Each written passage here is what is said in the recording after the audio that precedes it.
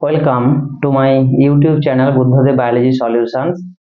তোমাদের আগের ভিডিওতে আমি মাইটোসিসের karyokinesis, prophase, metaphase, anaphase, telophase বুঝিয়েছি। এবার আজকের উদ্ভিদ কোষের সাইটোকাইনেসিস মানে সাইটোপ্লাজমের বিভাজন কেমন হয় সেটা নিয়ে বলবো। তোমরা ভিডিওটা না টেনে দেখবে, কোনো প্রবলেম হলে কমেন্ট করবে, আমি সেটা সলিউশন করে দেবো। উদ্ভিদ কোষের সাইটোকাইনেসিসটা কি জিনিস? যে পদ্ধতিতে ক্যারিওকাইনেসিসের পর অর্থাৎ নিউক্লিয়াসের বিভাজনের পরে যখন সাইটোপ্লাজমের বিভাজন ঘটে, ফলে আমরা দুটি অপত্য কোষ পাবো, সেই পদ্ধতিটাকে আমরা বলবো সাইটোকাইনেসিস। এখন সাইটোকাইনেসিস দুটো গ্রিক ওয়ার্ড রয়েছে, একটা সাইটন থেকে আমরা এসছে সাইটোপ্লাজম, আর কাইনেসিস মানে মুভমেন্ট, অর্থাৎ সাইটোপ্লাজমের মুভমেন্ট। সেটা সাইটোপ্লাজমের দিকে হতে পারে, সাইটোপ্লাজমের বাইরের দিকে হতে পারে। উদ্ভিদ কোষের ক্ষেত্রে ভেতর থেকে বাইরের দিকে হয়, প্রাণী কোষের ক্ষেত্রে সাইটোপ্লাজমটা বাইর থেকে ভিতর দিকে হয়। এখন তার পদ্ধতিটা বলবো, তার আগে একটু ছবিটা ভালো করে বুঝে নাও। ছবিটা খুব ইম্পর্টেন্ট, আর এটা খুব পরীক্ষায় পড়ে। আমি কতগুলো পয়েন্টে ভাগ করে রেখেছি, এরকম পয়েন্ট করে লিখতে পারলে 3 মার্ক থাকে, এটা ফুল মার্কস দেবে তোমাদেরকে। দেখে নাও, এটা একটা উদ্ভিদ কোষ। উদ্ভিদ কোষের এখানে অনেকগুলো উদ্ভিদ কোষ, আমি একটা উদ্ভিদ কোষকে শো করিয়েছি।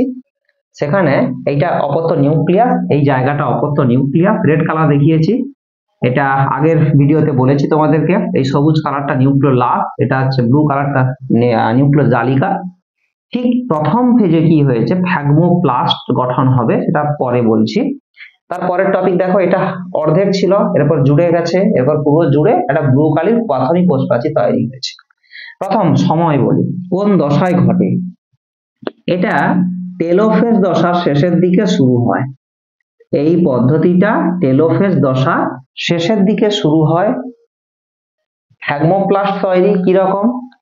যে উদ্ভিদ কোষের ক্ষেত্রে এই সবুজ কালারে দেখিয়েছি, মাইক্রোটিবিউল এবং মাইক্রোফিলামেন্ট গুলো বিষুব অঞ্চলে পরস্পর যুক্ত হয়ে ফ্যাগমোপ্লাস্ট তৈরি করবে। ফ্যাগমোপ্লাস্ট তৈরি করার পরে কোষ পর্দা তৈরি হবে। সেটা কিরকম? এই ফ্যাগমোপ্লাস্টের সঙ্গে গলগি বডি যুক্ত হবে। গলগি বডি যুক্ত হয়ে বা গলগি ভেসিকুল গুলো যুক্ত হয়ে কি তৈরি করবে? কোষ পর্দা তৈরি করবে। আর পরে কোষ পর্দা পরে এইখানে ক্যালসিয়াম পেকটেট এবং ম্যাগনেসিয়াম পেকটেট যুক্ত হয়। যুক্ত হয়ে এই ফ্যাগমোপ্লাস্ট আরো বৃদ্ধিপ্রাপ্ত হয়। বৃদ্ধিপ্রাপ্ত হয়ে পুরো বিষুবরেখা আড়াআড়ি একটা বিভাজন করেছে। এইটাকে আমরা বলবো কোষপাত, যার অপর নাম সেল প্লেট। কোষপাতের অপর নাম সেল প্লেট।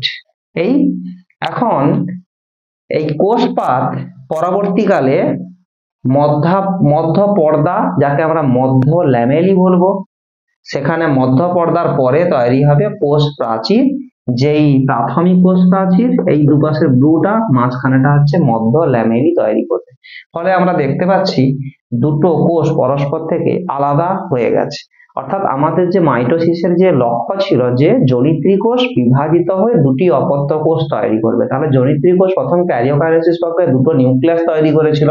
এই যে দুটো নিউক্লিয়াস পরবর্তী কতগুলো ধাপে কি করেছে? দুটো ভিন্ন কোষ তৈরি করেছে। এই প্রক্রিয়াটাকেই বলছি আমরা সাইটোকাইনেসিস। তাহলে এই পয়েন্ট করে তোমরা সবাই লিখবে, আমি আরেকবার বলে দিচ্ছি। টেলোফেজ দশার শেষের দিকে হবে, ফ্যাগমোপ্লাস্ট তৈরি হবে, তারপরে কোষ পর্দা তৈরি হবে, তারপরেই কোষ পর্দার সঙ্গে ক্যালসিয়াম পেকটেট, ম্যাগনেসিয়াম পেকটেট জমা হয়ে কোষ পাত তৈরি করবে। কোষ পাতের তৈরি করে মধ্যচ্ছদা তৈরি করবে, যাকে মধ্য ল্যামেলি বলি। মধ্যচ্ছদার পরে প্রাথমিক কোষ প্রাচীর তৈরি হবে। এইভাবে উদ্ভিদ কোষের বিভাজন হয়ে দুটি কোষ বা অপত্য কোষ তৈরি করবে। এটা উদ্ভিদ সাইটোকাইনেসিস প্রক্রিয়া। নিশ্চয়ই তোমরা ভিডিওটা বুঝতে পেরেছো। যদি না বুঝে থাকো তাহলে আমাকে অবশ্যই কমেন্ট করে তোমরা জানাবে। এরপরে প্রাণী কোষের যে বিভাজনটা সাইটোকাইনেসিস, সেটা হচ্ছে ক্লিভেজ বা ক্লিভেজের মাধ্যমে হয়ে থাকে। যাই হোক, তোমরা মোটামুটি এটা দেখো, যদি না বুঝতে পারো বলো, এবং পরবর্তী কোনো টপিকের উপরে 10, 11, 12 কোনো টপিকের উপরে যদি কোনো সমস্যা হয় তোমরা কমেন্ট বক্সে জানাবে, আমি সেটা নিয়ে অবশ্যই ভিডিওতে আসবো। Thank you.